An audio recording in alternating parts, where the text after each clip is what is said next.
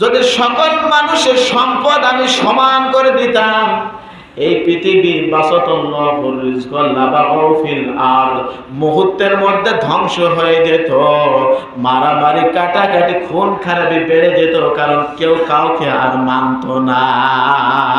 সুবহানাল্লাহ। এটা হলো আল্লাহর নিয়ম। এজন্য আল্লাহ পাক ঈমানদারদেরকে দুনিয়াতে একটু কষ্ট দিবেন।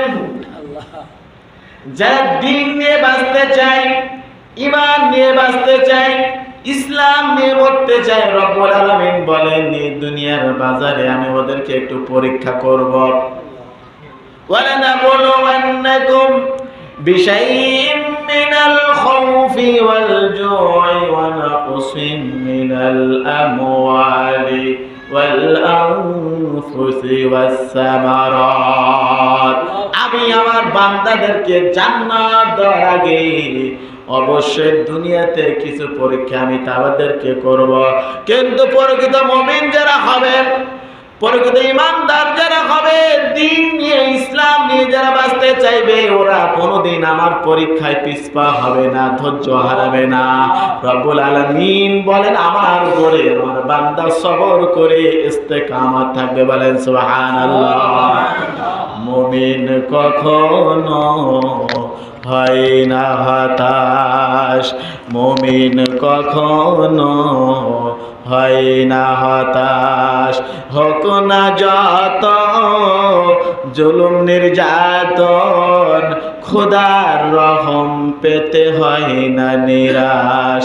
মুমিন কখনো হয় না হতাশ।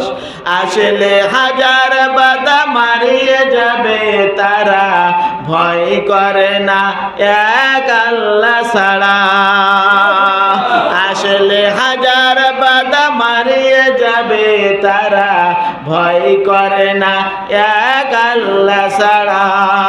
বিপদে আপদে মুসিবতে, বিপদে আপদে মুসিবতে, মুমিন কখনো হয় না হতাশ। আল্লাহু আকবার বলেন। আমি আমার আলোচনার শুরুতে সবাইকে আরো একবার হৃদয় নিংড়ানো ভালোবাসা সালাম পেশ করি। আসসালামু আলাইকুম ওয়া রাহমাতুল্লাহ। আমি মহাগ্রন্থ আল কোরআনুল কারীমের সূরাতুল জুমআহ এর 2 নম্বর আয়াতে কালিমা তেলাওয়াত করেছি, অংশ বিশেষ। সেই সাথে সাথে তিরমিজি শরীফের 2642 নম্বর হাদিস তেলাওয়াত করেছি। আল্লাহ পাক যেন আমাদেরকে এই কোরআনের আয়াত এবং হাদিসের উপরে কিছু কথা আমলের নিয়তে বলা ও শোনার তৌফিক দান করেন। সবাই বলেন আল্লাহুম্মা আমিন। আমার বড় ভাই বলছিলেন রাসূল সাল্লাল্লাহু আলাইহি ওয়াসাল্লামের জীবনী থেকে।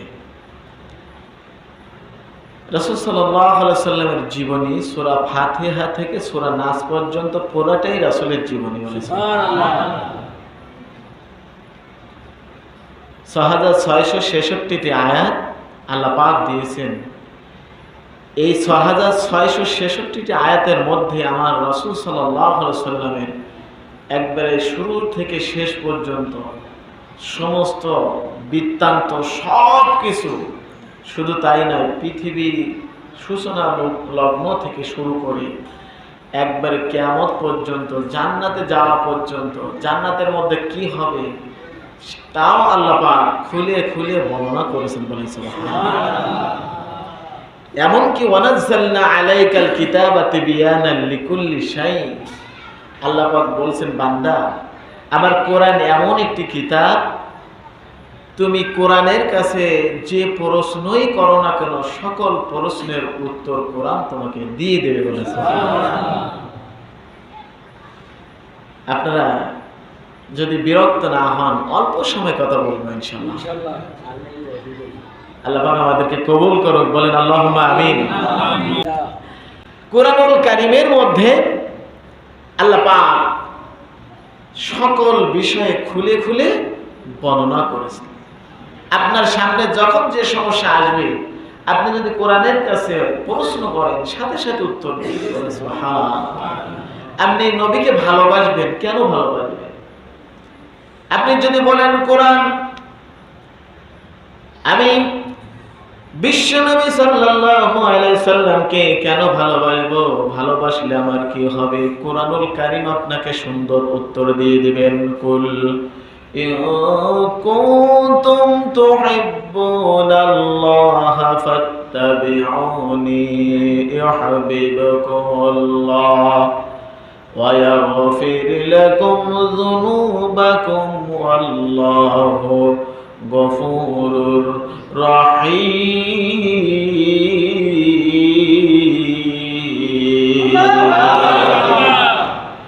যদি আপনি কোরআনুল কারীমের কাছে প্রশ্ন করেন, এই মাহে রবিউল আউয়াল মাসে আমি রাসূলকে ভালোবাসবো, ভালোবাসলে পরে আমার কি লাভ হবে? এই দুনিয়ায় যদি আমি কোনো কাজ করি, কোনো ব্যবসা করি, লেখাপড়া করি, এই কাজের পিছনে আমার একটা ছোট হোক বড় হোক উদ্দেশ্য থাকে। কথা বলেন ঠিক কিনা?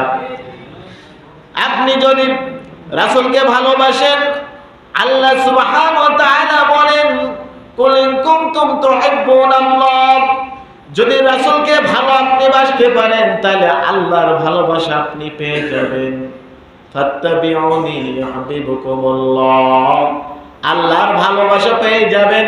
শুধু আল্লাহর ভালোবাসা পাবেন না, ওয়া ইয়াগফির লাকুম যুনুবাকুম, আল্লাহ পাক আপনার জীবন জিন্দেগীর সকল গুনাহগুলো মাফ করে দেবেন। বলেন সুবহানাল্লাহ।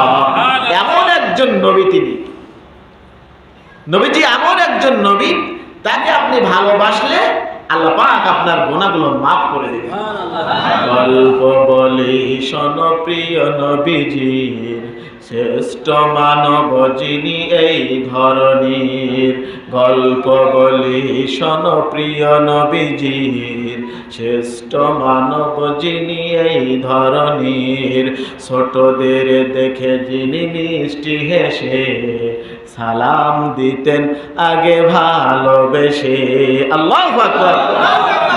যাদের ছিল না কোনো সহায় স্বজন, তাদের ছিলেন তিনি বড় আপন। যাদের ছিল না কোনো সহায় স্বজন, তাদের ছিলেন তিনি বড় আপন। সুবহানাল্লাহ। বিশ্বনবী সাল্লাল্লাহু আলাইহি ওয়াসাল্লাম এমন একজন নবী ছিলেন, যাকে ভালোবাসলে আপনার লাভ ছাড়া কোনো ক্ষতি নেই। বলেন সুবহানাল্লাহ। এরপর কোরআনুল কারীমের কাছে এমনিভাবে আপনি যেই প্রশ্ন করেন না কেন, দেখবেন আমার একটা জিনিস মনে পড়ছে, আপনাদের চেহারার দিকে তাকায়ে আমার মনে হয় সারাটা দিন আপনারা খুব পরিশ্রম করেছেন। আমার মন বলে অত্যন্ত পরিশ্রম করার পরে এখন শরীরের মধ্যে ক্লান্তি চলে আসছে, একটু বিছানায় শুইতে পারলে ভালো হয়। রাতের ক্ষুধা পেটের মধ্যে নিয়ে এই রাত জাগরণ করে আপনি এই মলিন চেহারা নিয়ে বসে আছেন। আমি এই দৃশ্য দেখে কোরআনুল কারীমের কাছে একটি প্রশ্ন করি। কোরআনুল কারীমের কাছে প্রশ্ন হলো, রব্বুল আলামিন এই পৃথিবীতে যত নাফরমান বান্দা বেশিতে বেশি, যারা আপনার হুকুম মানে না, রাসূলের সুন্নাত মানে না, ইসলামের বিরোধিতা করে, দ্বীন কায়েমের বিরোধিতা করে, তাদেরকে আপনি এমন সম্পদ দিয়েছেন, অর্থ দিয়েছেন, জায়গা জমি দিয়েছেন, তাদের বেশিতে বেশি আমরা লক্ষ্য করলে দেখতে পাই এই জাগতিক সুখ সমৃদ্ধি অর্থ টাকা পয়সা আল্লাহ তাদেরকে একটু দিয়েছেন বেশি। কথা বলেন ঠিক কিনা? আমার প্রশ্ন হলো এটা নয়, প্রশ্ন হলো রব্বুল আলামিন আপনার এই একান্ত গোলাম যদি সবাইকে আপনি জাগতিক সম্পদ বেশি করে দিতেন, সবাইকে যদি বিত্তবান বানাতেন, টাকা পয়সা দিতেন, তাহলে আপনার বান্দারা তো এত পরিশ্রম করা লাগতো না। কারণ একজন গরিব মানুষ সকালবেলা পান্তা ভাত খেয়ে বেরিয়ে যায়, একটা অটো নিয়ে, রিক্সা নিয়ে, ভ্যান নিয়ে কিংবা লাঙল নিয়ে সারাটা দিন রোদ্দুরের মধ্যে কত পরিশ্রম করে। চামড়াটা পুড়ে পুড়ে কালো হয়ে যায়, চেহারাটা মলিন হয়ে যায়। এমন দৃশ্য দেখে মনের ভিতরে প্রশ্ন জাগে, আল্লাহ এই মানুষগুলার যদি আপনি একটু অর্থ বেশি দিতেন, আপনার তো কোনো সমস্যা ছিল না। কথা বলেন ঠিক কিনা? কোনো সমস্যা ছিল? ওয়াল্লাহুল গনিয়্যু ওয়া আনতুমুল ফুকারা। সূরা ফাতিহা 26 নম্বর পারা শেষ নম্বর আয়াতে কারিমার মধ্যে আল্লাহ বলেন, আমি হলাম ধনী, আমি ইচ্ছা করলে এই পৃথিবীতে সকল মানুষকে অর্থ সম্পদ বেশি করে দিতে পারতাম, কিন্তু না। ফামা বাকাত ওয়ালাউ বাসাতাল্লাহুর রিজকা লাবাগাউ ফিল আরদি ওয়ালাকিন ইউনাজ্জিলু বিকদারিন মা ইয়াশা।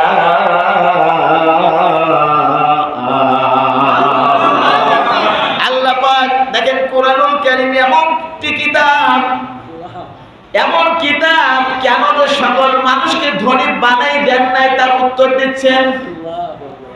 কাউকে কোটিপতি, কাউকে ভিখারি বানাচ্ছেন, কাউকে আল্লাহ পাক 10 তলা বিল্ডিং এ রাখেন, আবার কাউকে মাটির বিছানার মধ্যে ঘুমাইতে দেন, শোয়ে রাখেন। আল্লাহ পাক বলেন, বান্দা তোমার প্রশ্ন যে এমন হবে আমি জানি।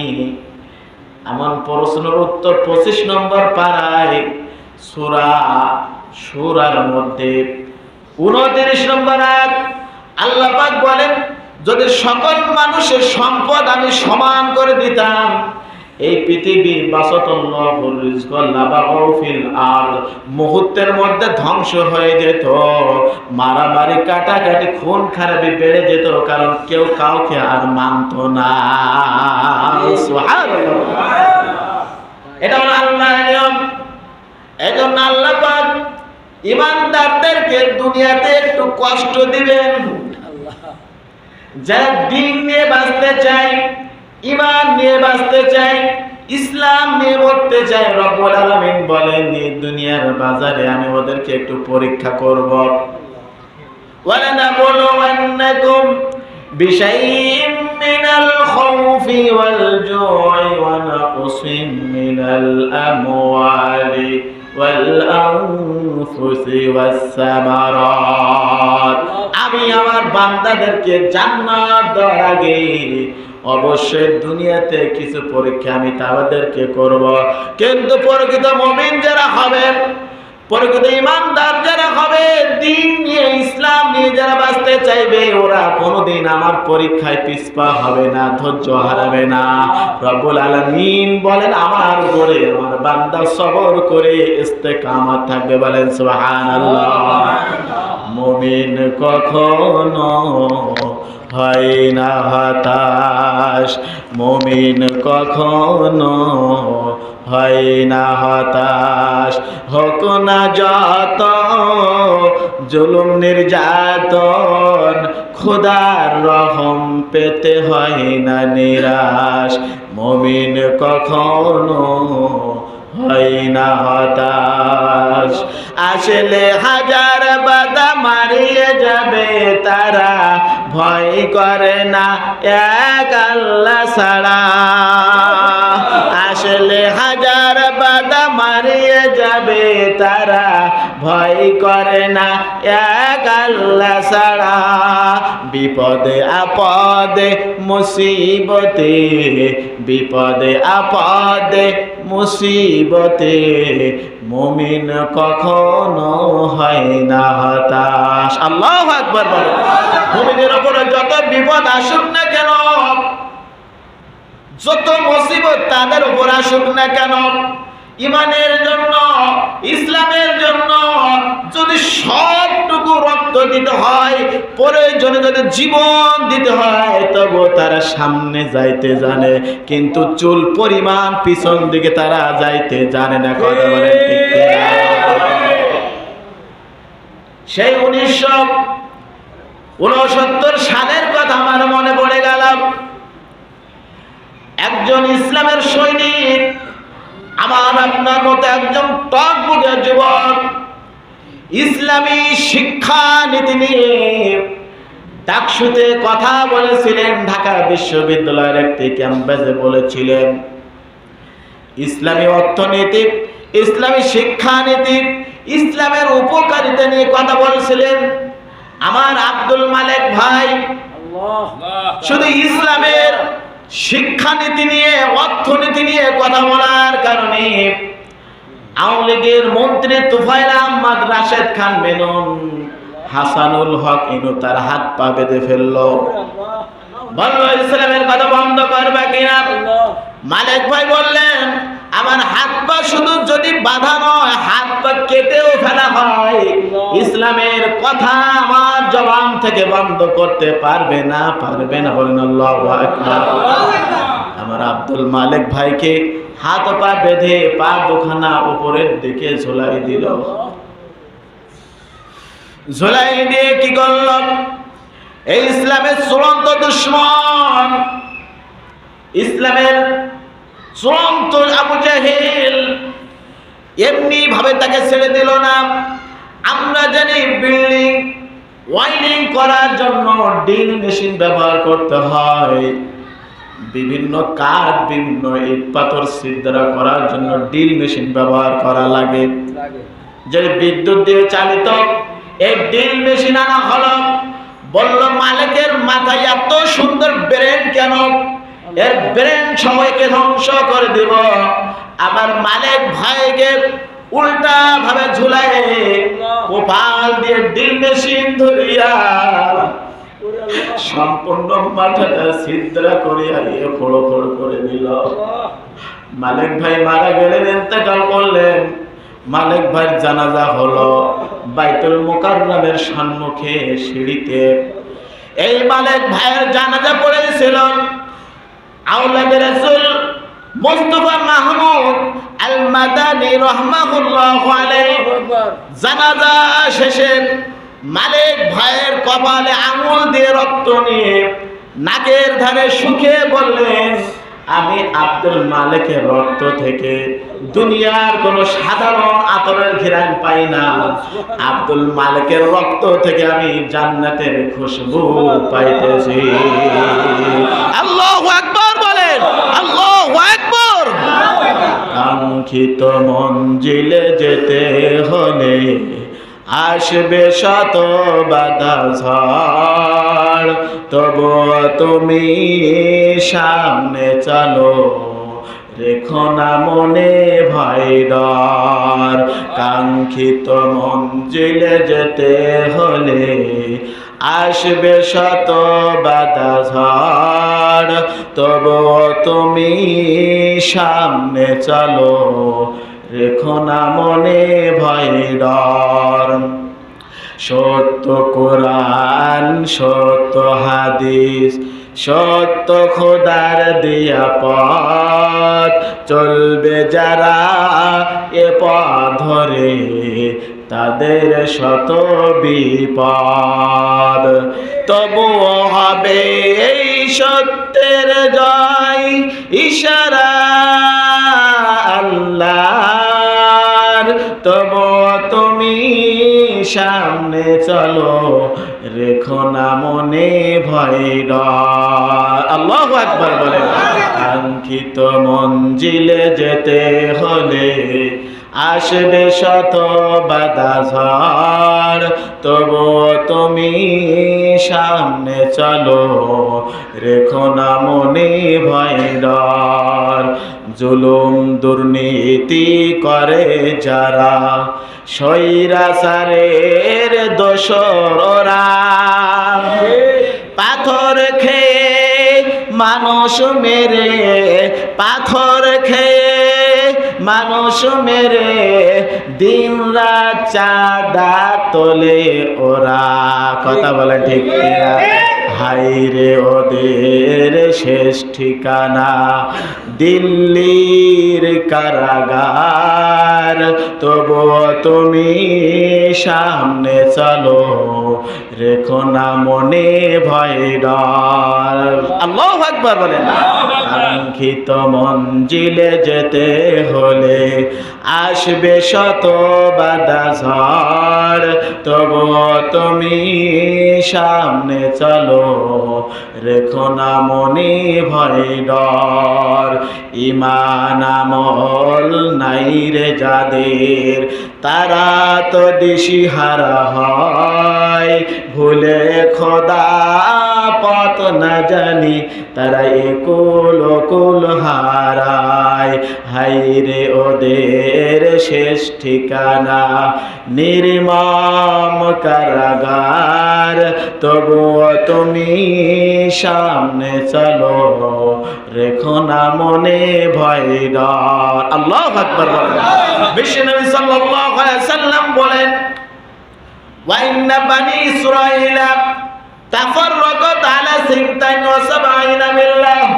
যেহেতু আপনারা সিরাতুন নবী শুনতে আসছেন, সিরাত মানে পথ, সিরাত মানে তরিকা, সিরাত মানে পন্থা।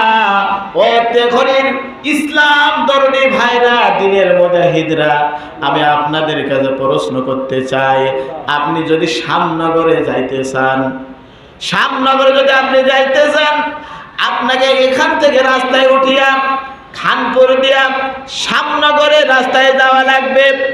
আপনি যদি এটা না করিয়া নগরের দিকে চলে যান, এভাবে ভোমরার বর্ডারের দিকে চলে যান, কোনোদিন শ্যামনগরে পৌঁছাতে পারবেন? বলেন, কোনোদিন শ্যামনগরে পৌঁছাতে পারবেন না, কারণ আপনাকে যেতে হবে শ্যামনগরের রাস্তায়। একইভাবে রব্বুল আলামিন বলেন, যদি আমার বান্দারা জান্নাত যেতে যায়, জান্নাতের একটা পথ আছে, যে পথ নবীজি দেখাইছেন, যেভাবে নবীজি সাল্লাল্লাহু আলাইহি সাল্লাম কথা বলেছেন, ব্যক্তি জীবন পরিচালিত করেছেন, সমাজ জীবন পরিচালিত করেছেন, পারিবারিক জীবন পরিচালিত করেছেন, রাষ্ট্রীয় জীবন পরিচালিত করেছেন, আন্তর্জাতিক ভাবে তিনি যেভাবে চলেছেন, একইভাবে তিনি যেভাবে মানুষের জন্ম থেকে মৃত্যু পর্যন্ত নবীজি সাল্লাল্লাহু আলাইহি সাল্লাম মানুষদেরকে চলতে বলেছেন, ওটাই হলো জান্নাতের পথ।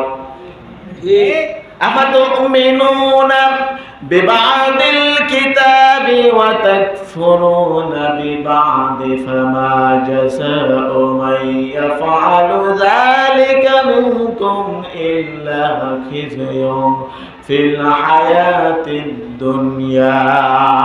সূরা বাকারার ৮০ নম্বর আয়াত আল্লাহ পাক বলেন, বান্দা তোমার কাছে যেইগুলা সহজ লাগবে, কষ্ট হবে না, ভালো লাগবে, আনন্দ হবে, ওইগুলো তুমি আমল করবে। আর মনে করবে যে আমি জান্নাতে চলে যাব, বিষয়টা কিন্তু এমন নয়। এমন কিছু আল্লাহর বিধান আছে, এই বিধান আপনাকে মানতে হবে। যে বিধান মানতে গেলে আপনার অর্থ দেওয়া লাগবে, আপনার শরীর থেকে রক্ত দেওয়া লাগবে। শুধু রক্ত নয়, এমনকি আপনার জীবন পর্যন্ত দেওয়া লাগতে পারে। কথা বলেন ঠিক কিনা? বিশ্বনবী সাল্লাল্লাহু আলাইহি সাল্লাম তিনি যদি শুধু মসজিদ বানায় মসজিদের মধ্যে পড়ে থাকতেন, সুবহানাল্লাহ, আলহামদুলিল্লাহ, আল্লাহু আকবার, লা ইলাহা ইল্লাল্লাহ জিকির করতেন, তাহলে কিন্তু তার শরীরে পাথর পড়তো না, রক্ত ঝরতো না, দান্দান মোবারক শহীদ হতো না, তায়েফের ময়দানে পাথরগুলো রক্তে রঙিন হতো না। নবীজি সাল্লাল্লাহু আলাইহি সাল্লামকে প্রিয় মাতৃভূমি মক্কা থেকে হিজরত করে মদিনায় যাওয়া লাগতো না। কথা বলেন ঠিক কিনা? এ পথে চললে আসবে বাধা জানি, এ পথে চললে রক্ত যাবে, জীবন যাবে, তাও মানি। আল্লাহু আকবার বলেন। ইসলামের পথে যদি আপনি চলতে চান, আপনার অর্থ যাবে, রক্ত যাবে, জীবন যাবে। আল্লাহ রাব্বুল আলামিন সূরা আহজাবের মধ্যে বলেন, হাসিবান নাসু আইয়াতুরাকু আইয়াকুলু আমান্না ওয়া হুম লা ইফতানুন।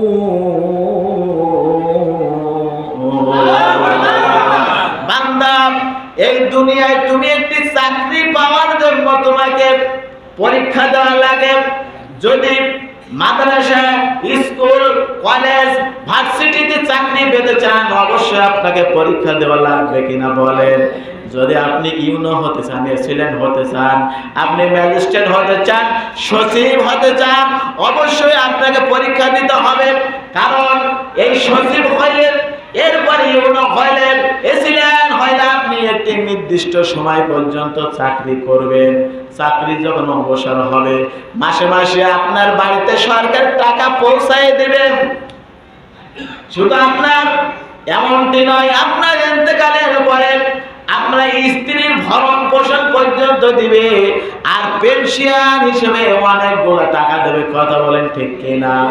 এই দুনিয়ার যত সামান্য ওয়াসারুল হায়াতাদ দুনিয়া ফাইনাল জাহিমা হিয়াল মাওয়া ওয়া আম্মা মান খাফা মাকাম রাব্বিহি ওয়া নাহান নাফসা আনিল হাওয়া ফাইনাল জান্নাতা হিয়াল মাওয়া।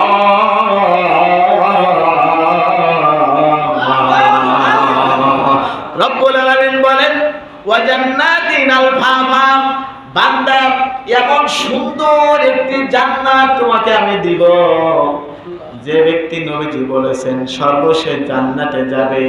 এই তাম দুনিয়ার মতো বড় 10টি দুনিয়া এক জায়গায় করলে পরে যত বড় হয়, এমন একটি ছোট জান্নাত আল্লাহ তাকে দিবে।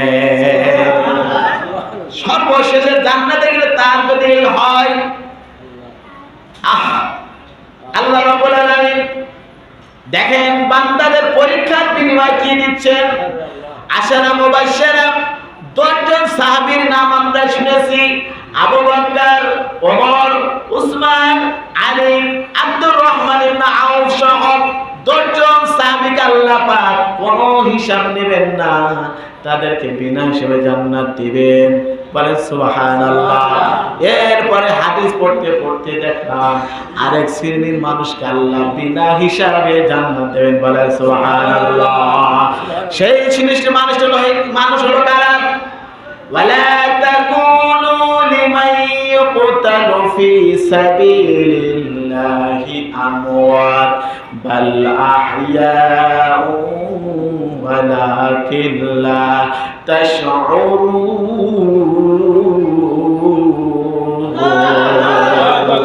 রব্বুল আলামিন বলেন আর এক শ্রেণীর মানুষের জন্য বিনা হিসেবে জান্নাত রেখেছি, তারা হলো যারা আল্লাহর জমিনে আল্লাহর দ্বীন কায়েমের জন্য ভক্তদের শহীদ আব্দুল মালিক ভাইয়ের মতন জীবন দিয়ে যারা দুনিয়া থেকে বিদায় নেবে, আমি আল্লাহ ওদেরকে কোনো প্রশ্ন করব না, ওদের কোনো আমি এরকম পরীক্ষার মধ্যে ফেলবো না। পরকালে ওদেরকে আরশে আজিমের ছায়া দিয়া মেহমান বানায়া আমি আল্লাহ বিনা হিসেবে জান্নাতে দেবা।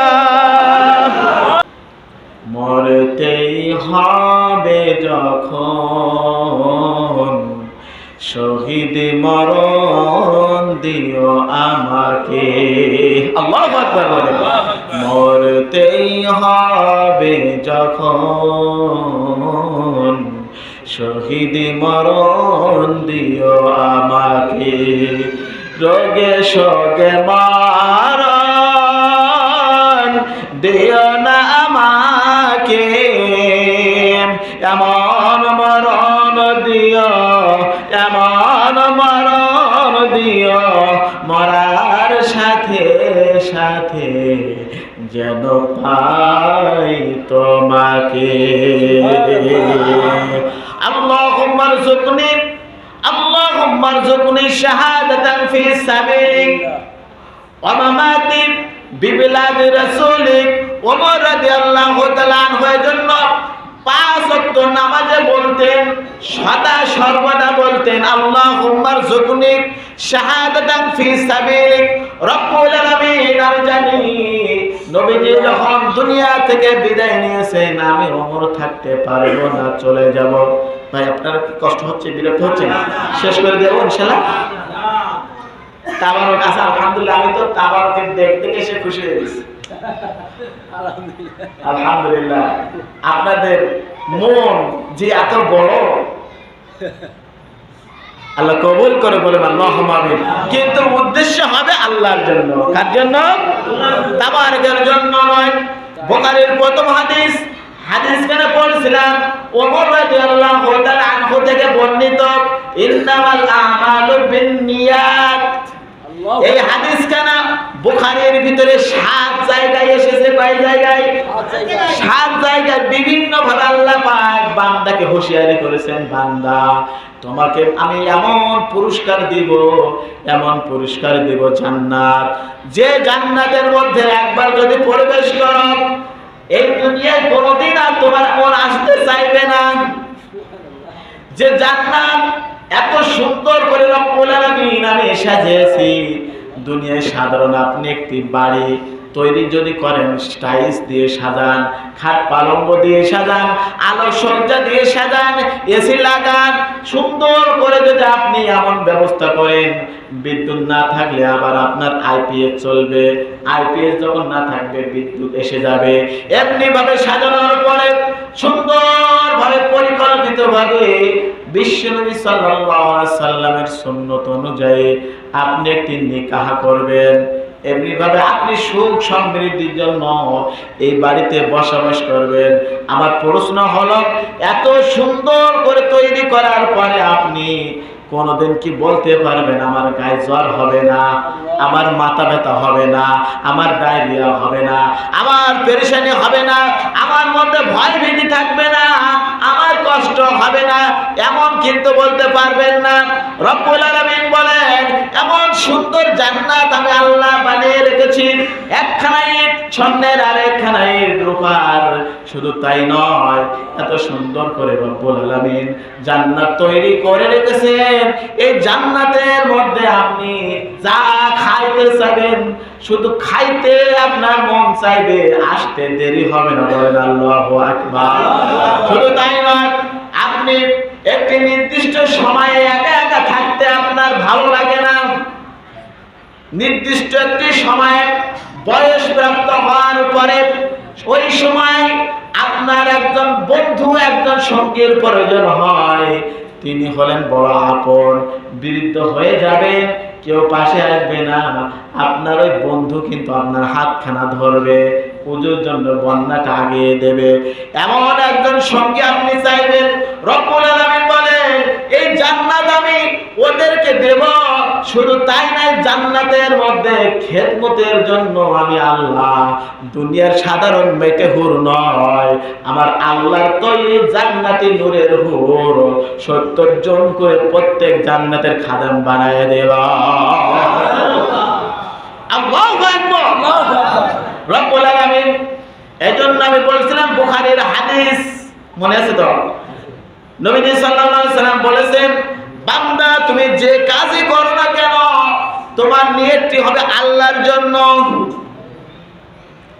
দুনিয়ার কোনো মানুষ দেখানোর জন্য না, দুনিয়ার কোনো আত্মীয়ের জন্য না, দুনিয়ায় কোনো আত্মীয়কে খুশি করার জন্য না, মা বাবা বন্ধু বান্ধবদের খুশি করার জন্য না, ওই খিচুড়ি তেহারির জন্য না। বান্দা মসজিদে আসবে আল্লাহর সন্তুষ্টির জন্য, নবীজির মহব্বতে আসবে, নবীজি সাল্লাল্লাহু আলাইহি সাল্লামের আদর্শ মানার জন্য আসবে। কথা বলেন ঠিক কিনা? এই জন্য রব্বুল আলামিন বলেন, বান্দা সুসংবাদ গ্রহণ করো, সুসংবাদ গ্রহণ করো। যদি নবীর ভালোবাসা নিয়ে যদি আসতে পারো, আমি আল্লাহ তোমার উপরে খুশি হয়ে যাব। আমার 8খানা জান্নাত বান্দা তোমার জন্য আমি তৈরি করে রাখবো। বলেন সুবহানাল্লাহ। রাসূল আমার ভালোবাসা, রাসূল আমার আলো আশা, রাসূল আমার প্রেম বিরহের মূল আলোচনা, রাসূল আমার কাজে কর্মে অনুপ্রেরণা। তিরমিজি শরীফের 2642 নম্বর হাদিস, নবীজি বলেন, ওয়া ইন্না বানি ইসরাঈলা আলা তাফাররাকাত সিনতাইনি ওয়া সাবঈনা মিল্লাহ। বনি ইসরাইলের উম্মতের মধ্যে 72 দল হবে। কয় দল? 72 দলে বিভক্ত হবে বনি ইসরাইলের উম্মতেরা। ওয়া তাফরিকু 73 ওয়া 70 মিল্লাহ। সাহাবীরা শুনতেছেন হাদিস কানা নবী সাল্লাল্লাহু আলাইহি সাল্লাম এর পরের লাইনে বললেন, আমার উম্মতের মধ্যে 73 দলে ভাগ হবে। কয় দলে? 73 দলে ভাগ হবে। 73 দলে ভাগ হবে। সাহাবীরা বললেন, ইয়া রাসূলুল্লাহ, আমরা তো সোনালী যুগ পেয়েছি, আপনার যুগ পেয়েছি, আমরা আপনাকে দেখেছি, আপনার হাতে বায়াত গ্রহণ করেছি। নবীজি বলেন, এমন একটি সময় আসবে, এমন একটি জামানা আসবে, এমন একটি ভয়ানক সময় আসবে, ইয়াতিয়া আলান নাসি জামান, আতিয়া আলান নাসি জামান আসসাবিরু ফীহিম আলা দীনিহি কাল কাবিদিল বাসার। বিশ্বনবী সাল্লাল্লাহু আলাইহি সাল্লাম বলেন, তিরমিজি শরীফের 4th খণ্ড 2260 নম্বর হাদিস, বিশ্বনবী বলেন, ওই সময় যারা আমার মহব্বত অন্তরে লালন করবেন, ঈমান নিয়ে বাঁচতে চাইবেন, ঈমান নিয়ে কথা বলতে চাইবেন, ঈমান নিয়ে যখন জীবন পরিচালনা করতে চাইবেন, ওদের দৃষ্টান্ত হলো ইয়াতি আলান নাসি জামান আসসাবিরু ফীহিম আলা দীনি আল কাবিদিল বাসার। বিশ্বনবী বলেন, জ্বলন্ত আগুন হাতের মধ্যে রেখে একজন মানুষ যদি পথ চলতে চায়, এটা যেমন সম্ভব নয়, বড় কষ্টকর, বড় কষ্টকর, বড় কষ্টকর। ওই শেষ জামানায় ঈমান নিয়ে যারা বাঁচতে চাইবে, ঈমান নিয়ে যারা মরতে চাইবে, ঈমান নিয়ে যারা আল্লাহর কাছে ধরা দিতে চাইবে, তাদেরকে এরকম কষ্ট করে ঈমান নিয়ে বাঁচতে হবে। কথা বলেন ঠিক কিনা? যদি এই ঈমান নিয়ে আপনি বাঁচতে চান, আপনার পরিবার থেকে বাধা আসবে, বন্ধুর মহল থেকে বাধা আসবে, সমাজ থেকে বাধা আসবে। অনেকে বলে, সাইদি সাহেব হুজুরের যদি কোনো অপরাধ না থাকে জেলে গেল কেন? ওদের বোঝানোর জন্য আমি ছোট একটি উদাহরণ দেই। এক বাড়িতে একটি ময়না পাখি বাঁধা আছে। ময়না পাখি খাঁচার ভিতরে সুন্দর সুন্দর কথা বলে, এজন্য ওকে খাঁচার মধ্যে বেঁধে রেখেছে। হঠাৎ করে একটি হুতুম পেশা ও এসে খাঁচার উপরে বসে সুযোগ বুঝে বলল, ভাই, আমারও পাখা আছে, তোমারও পাখা আছে, তুমি খাঁচার ভিতরে বন্দি কেন? আমি তো বাইরে সব জায়গায় যাই, সব কিছু খাই, হালাল হারাম কিছু বুঝি না, সব ঘরে চালাই। কথা বলেন ঠিক কিনা? সামনের মাথায় যা আসে, পায়খানা আসলেও তাও আমি খাই। যদি রাস্তায় সিমেন্ট, বালি, পরিষদের চাল, টয়লেট, বাথরুম, ছেলেদের পাতা সব আমি খাই, আমার কোনো বাধা নাই, আপনি কেন বাধা? ময়না বলে, ভাই, বড় দুঃখের কথা, আজকে তুমি কথা বলতে পারো না, বোবা শয়তান। আল্লাহু আকবার। তুমি বোবা শয়তান, তুমি কথা বলতে পারো না, সঠিক কথাগুলো, কোরআনের হক কথাগুলো তুমি বলতে পারো না, এই জন্য এই শয়তানের রাজত্বে তোমাকে ছেড়ে দিয়ে রাখা হয়েছে। আর আমি কোরআনের কথাগুলো বলি, ইসলামের কথাগুলো বলি। আফাতুমিনুনা বিবাদিল কিতাবি ওয়া তাকফুরুনা বিবাদি ফামা জাযা।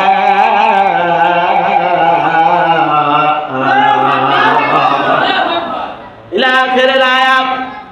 আমি কোন আয়াত বেছে বেছে বলি না, যেগুলো আমার বললে পরে পকেটে হাদিয়া আসবে, দাওয়াত হবে, বাহবা দিবে, এইগুলো আমি বেছে বলি না। আমি সূরা ফাতিহা থেকে শুরু করে 6666টা আয়াত, 114টি সূরা, প্রত্যেকটি আয়াতের ব্যাখ্যা আমি খুলে খুলে বলি। আমার কথা বলার কারণে আজকে আমাকে এই খাঁচার মধ্যে আমাকে জালিমেরা আটকায় রেখেছে, এটা আমি দুঃখিত নয়। কারণ আল্লাহুম্মা রযুকনি শাহাদাতান ফি সাবিলিক, আমার আল্লাহর কাছে একান্ত প্রার্থনা হলো, আল্লাহ যেন আমাকে শাহাদাতের মওত দান করে। বলেন সুবহানাল্লাহ। আল্লাহু আকবার। এইজন্য যারা কোরআনের কথাগুলো বলবেন, সকল কথাগুলো এপাল ওপাল করে বলবে না, বরং জালিমের সামনে হক কথাগুলো বলবে। আমি কোরআনুল কারীমের কাছে আরো একটা প্রশ্ন করি ভাইরা আমার, তার আগে হাদিসটা বলি। বিশ্বনবী সাল্লাল্লাহু আলাইহি সাল্লাম বলেন, আমার উম্মতের মধ্যে সালাসাতি ওয়া সাবঈনা মিল্লাহ, ৭৩টা দল হবে। কুল্লুহুম ফিন্নার ইল্লা মিল্লাতা ওয়াহিদা, সব জাহান্নামে চলে যাবে ইল্লা মিল্লাতা ওয়াহিদা, একটি দল ব্যতীত, একটি দল ব্যতীত ৭২ দল জাহান্নামে যাবে। নাউযুবিল্লাহ। সাহাবীরা বলে, ইয়া রাসূলুল্লাহ, তাহলে তো আমরা মোহাম্মদ সব জাহান্নামে চলে যাব। বিশ্বনবী সাল্লাল্লাহু আলাইহি সাল্লাম দেখেন, এই হাদিসের ব্যাখ্যা আরেকখানা হাদিস আলী রাদিয়াল্লাহু তাআলা আনহু থেকে বর্ণিত, ইয়াতি আলান নাস জামান, এমন একটি জামানা আসবে, লা ইয়াবকা মিনাল ইসলামি ইল্লা ইসমুহু, ইসলামের কথা মানুষের মুখে মুখে বলবে কিন্তু আমল করবে না। কথা বলেন ঠিক কিনা? ও বলবে, আমি তো বড় মুসলমান, আমি তো মসজিদের সামনের কাতারে থাকি, না হয় বাইরে যে নৌকাতে সিল মারি তাতে কি হয়েছে, না হয় বাইরে যে প্রেসিডেন্টের সিলে আমি সিল মারি তাতে কি হয়েছে, আমি তো রোজা রাখি, আমি তো নামাজ পড়ি, আমি তো হজ করি। আমার আল্লাহ বলেন, বান্দা, ও বান্দা, তুমি আসলে মুসলমান না। ওয়া মিনান নাসি মাইয়াকুলু আমান্না বিল্লাহি ওয়া বিল ইয়াউমিল আখির ওয়া মা হুম বিমুমিনিন।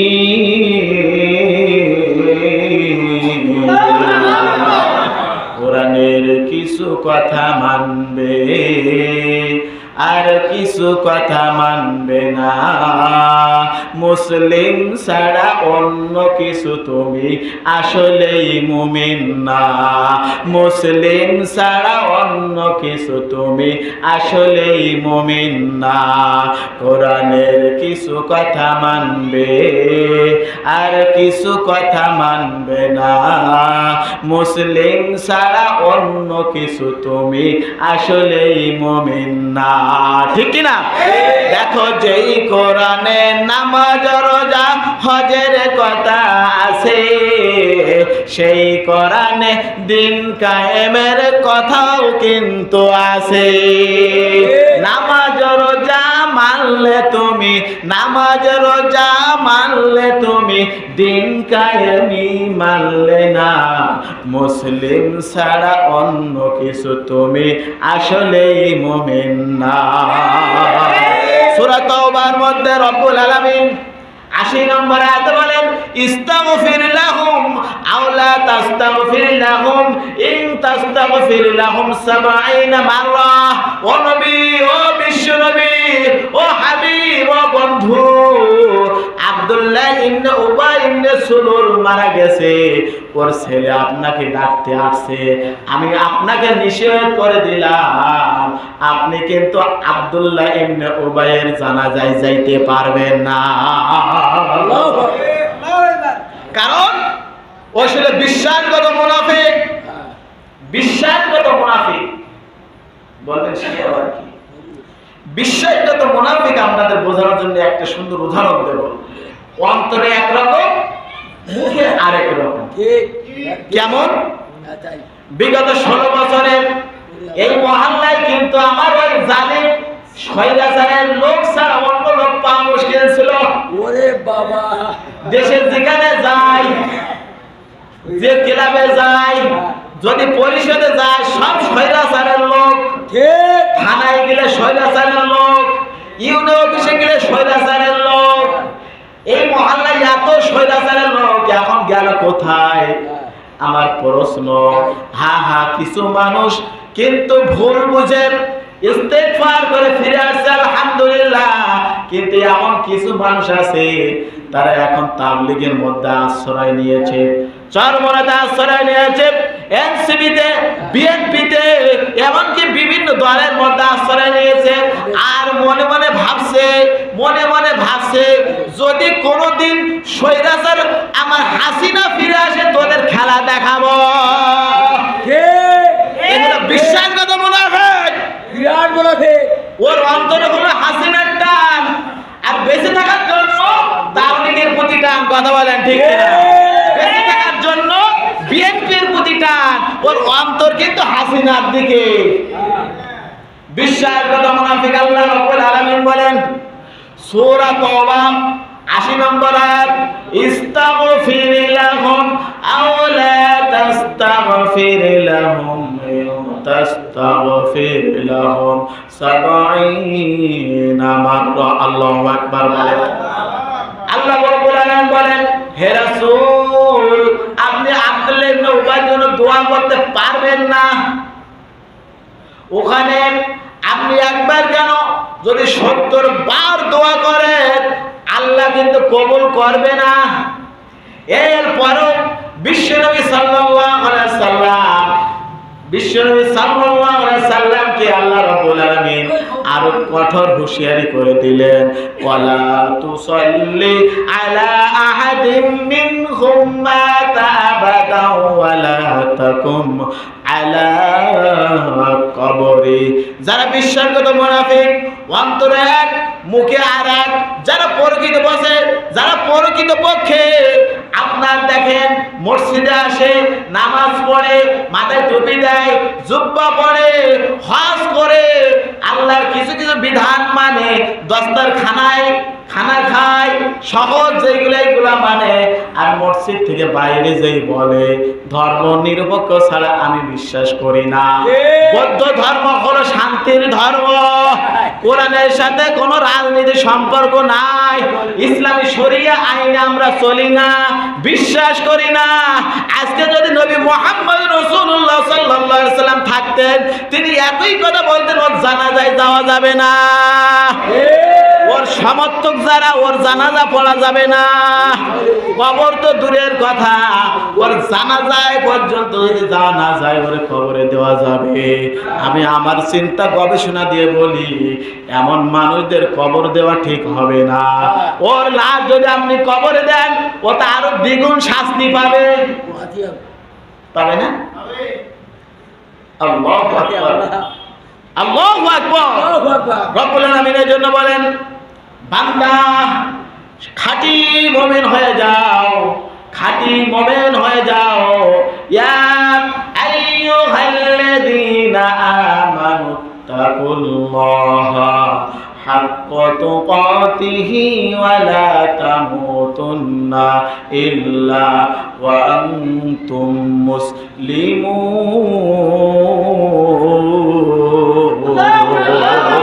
আল্লাহু আকবার।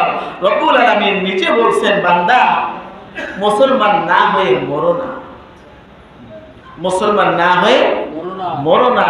আজকে একটি জানাজা পড়ে আসছিলাম, আর ভাবছিলাম, আমি যখন জানাজার নামাজ শেষে মায়েরকে কবরের মধ্যে রাখলাম, রাখার পরে যখন একটি দোয়া আমি বলতে গেলাম, মনের কাছে প্রশ্ন আসলো, বিসমিল্লাহি ওয়া আলা মিল্লাতি রাসূলিল্লাহ। এই দোয়াটা আমরা বলি কিনা বলেন? আমরা হুজুররা বলি। আল্লাহ বলেন, ও বান্দা, ও মসজিদের ইমাম, ও হুজুর, এত বড় মিথ্যা কথা, এত বড় মিথ্যা কথা কেন বললে? যে ব্যক্তিকে কবরে রাখার সময় বিসমিল্লাহি ওয়া আলা মিল্লাতি রাসূলিল্লাহ বললে, ও রাসূলের মিল্লাতের উপরে, রাসূলের আদর্শের উপরে, রাসূলের আনিত আইনের উপরে, বিধানের উপরে তুমি ছেড়ে দিলে, অথচ যতদিন বেঁচে ছিল রাসূলের কোনো আদর্শই মানিনি, রাসূলের কোন সুন্নাতের ইত্তেবা সে করেনি, নবীজি যে পথে চলেছেন ওই পথে চলেনি, নবীজি যে কথা বলেছেন ওই কথা বলার বাধা দিয়েছে। ওই ইসলামের প্রকাশ্য দুশমন, রাসূলের দুশমন, আল্লাহর দুশমন। আর কবরের ভিতরে ঢোকানোর সময় বললে মিল্লাতে রাসূলিল্লাহ, আল্লাহ বলেন, বান্দা ওর কবর থেকে উঠা, ওর আমি কবরের মধ্যে নেব না। কবরের মধ্যে নেব না, কারণ পৃথিবী ছেড়ে আমাদের একদিন যেতেই হবে ভাই, কোন মাপ নাই। এটা আমার কোনো ব্যক্তিগত কথা না। আপনি আজকে যে মানুষের জন্য, যে দলের জন্য, যে নেতার জন্য জীবন দিচ্ছেন, ওই নেতা, ওই দল কিন্তু আমার আপনার কবরে যাবে না। এমন দল করব। কোরআনের কাছে একটি প্রশ্ন করি, আমি আর বেশিক্ষণ দীর্ঘায়িত করবো না। হে কোরআন, এখন আমরা বাংলাদেশে দেখছি একজন পীর এসে বলছে, আমার দলে এসব প্রেসিডেন্টের দল এসে বলছে আমার দলে এসো। আবার হাসুবুবু ওর কিছু ছেলা চামচা নাতিপোতা আছে, ওরা বলছে ভয় পেয়ে না, সবর করো। আবার আমরা কোন দিকে যাব কথা বলেন ঠিক কিনা? ওরা মানুষের মতবাদ কায়েম করতে চায়, লেনিনের মতবাদ কায়েম করতে চায়, কার্ল মার্কসের মতবাদ কায়েম করতে চায়, এরিস্টটলের মতবাদ কায়েম করতে চায়। কোরআনের কাছে প্রশ্ন করব, কোরআন এখন আমি করব কি? আমি তো পড়েছি বড় বিপদের মধ্যে। কোরআন আপনাকে সুন্দর করে উত্তর দেবে সূরা ইউসুফের 40 নম্বর আয়াতে, ইনিল হুকমু ইল্লা লিল্লাহি আমারা আল্লাহ তা'বুদু ইল্লা ইয়া। আল্লাহু আকবার। কোরআনের মধ্যে সূরা ইউসুফের 40 নম্বর আয়াত, আপনি ওখানে উত্তর পেয়ে যাবেন। আল্লাহ বলছেন, বান্দা আমি তোমারে সৃষ্টি করেছি, ওই নেতা সৃষ্টি করিনি, ওই পীর সৃষ্টি করিনি, লেনিন কার্ল মার্কস এরিস্টটল সৃষ্টি করিনি। তোমাকে কেউ চিনতো না, তোমার নাম নিশানা কেউ জানতো না। দেখরির জমিনে কোনো মানুষ, কোনো মাখলুক তোমারে চিনতো না, জানতো না। আমি আল্লাহ ভালোবেসে মহাব্বত করে তোমারে তৈরি করেছি। ইনিল হুকমু ইল্লা লিল্লাহ।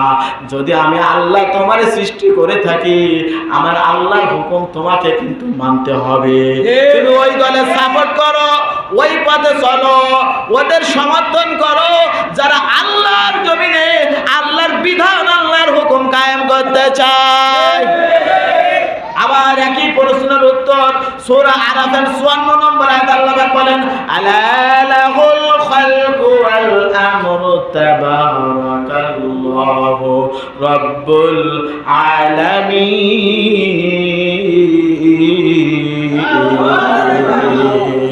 সৃষ্টি যার, বান্দা আইন চলবে তার। সৃষ্টি যার, বান্দা আইন চলবে তার। কথা বলেন ঠিক কিনা? কিন্তু বান্দা তুমি যদি একবার মসজিদের বাইরে একরকম বলো, আবার বাইরে বেরিয়ে যদি আরেক চাচা দলে মিশে আরেক রকম বলো, তোমার অবস্থাটা কি হবে দেখো। যখন যেমন তেমন সেজে হরেক সুরে গাহে গান, মসজিদে যাই মন্দিরে যাই, আমরা কেমন মুসলমান। কথা বলেন ঠিক কিনা? যখন যেমন তেমন সেজে হরেক সুরে গাহি গান, এখন একরকম তখন আরেক রকম, মসজিদের ভিতরে একরকম, বাইরে বেরিয়ে আরেক রকম। কথা বলেন ঠিক কিনা? মসজিদে যাই মন্দিরে যাই, মসজিদে যাই ক্লাবে যাই, আমরা কেমন মুসলমান, আমরা কেমন মুসলমান, আমাদের কই গেল ঈমান। মসজিদে একবার, ক্লাবে আরেকবার, ওই প্রেসিডেন্টের অফিসে আরেকবার। এই যদি আপনি করেন, ওই বিশ্বাসগত মুনাফিকের মধ্যে শামিল হয়ে যাবেন। কথা শেষ করি ইনশাআল্লাহ। আল্লাহ পাক আমাদেরকে আমল করার তৌফিক দান করুক। ওই হাদিসের শেষ অংশটুকু বলে শেষ করতে যাচ্ছি, সেটা হলো বিশ্বনবী সাল্লাল্লাহু আলাইহি ওয়াসাল্লাম বলেন, কুল্লুহুম ফিন্নার ইল্লা মিল্লাতা ওয়াহিদা। একটি দল শুধুমাত্র জান্নাতে যাবে। সাহাবীরা বললেন, ক্বালু ওয়া মান ইয়া রাসূলুল্লাহ, এই দলটি কে, তাদের পরিচয় কি? নবীজি সাল্লাল্লাহু আলাইহি ওয়াসাল্লাম বললেন, মা আনা আলাইহি ওয়া আসহাবী। সুবহানাল্লাহ বলেন। সুবহানাল্লাহ। নবীজি বলেন, ও আমার সাহাবীরা, এই দলের সিম্পটম হবে, লক্ষণ হবে, ওরা আমি রাসূল শুধুমাত্র আমার ইত্তেবা করবে, আমার আদর্শ মানবে, আমি যে পথে চলছি আমার পথে চলবে, আমার কথাগুলো বলবেন, আমার পরিপূর্ণ ইত্তেবা করবে। উদখুলু ফিস সিলমি কাফা, পরিপূর্ণ ইসলামের মধ্যে দাখিল হবেন, সাহাবীদের ইত্তেবা করবে। এই দলটা শুধুমাত্র ময়দানে মহাশরে আল্লাহর জান্নাতের মেহমান হবে। ইমাম তাইমিয়া রাহমাতুল্লাহ আলাইহি হাদিসটা বোঝানোর জন্য আরেকটু ব্যাখ্যা করেছেন। ছাত্ররা বলেন, হুজুর হাদিসটা তো ভালোভাবে বুঝলাম না। বললেন, শোনো, বাজারে যদি 10 জন মানুষ এসে ঘি বিক্রয় করে, এই ঘির মধ্যে যদি ফরমালিন দেওয়া থাকে, ওতে কিন্তু মাছি বসবে না। বসবে? ফরমালিন দেওয়া মাছে কিন্তু মাছি বসে না। ফরমালিন দেওয়া গোশতে কিন্তু মাছি বসে না। ফরমালিন দেওয়া যে খাদ্য, ওতে কিন্তু মাছি বসে না। এখন 10 জনের মধ্যে দেখতে হবে যার ঘির মধ্যে মাছি বসে, ওইটা হলো খাঁটি ঘিওয়ালা। অর্থাৎ তোমার চশমা দিয়ে যদি তুমি সঠিক পন্থী, সঠিক দলকে চিনতে না পারো, তুমি বাতিলদের দিকে তাকাবে, দেখবে বাতিলিরা কোন দলকে টার্গেট করে হামলা করে। বাতিলিরা ইসলামের শত্রুরা, ইসলামের দুশ্মনেরা যে দলটির উপরে আঘাত করবে, তোমরা মনে করবে ওটাই হলো সঠিক, ওটাই হলো 73 দলের মধ্যে 1 নম্বর দল, যে দলটা জান্নাতে যাবে, আহলে সুন্নাত ওয়াল জামাত। আল্লাহু আকবার। নারায়ে তাকবীর, নারায়ে তাকবীর। আল কোরআনের আলো, সংসদে চলো, আল কোরআনের আলো। পৃথিবী আমার আসল ঠিকানা নয়, মরণ একদিন মুছে দেবে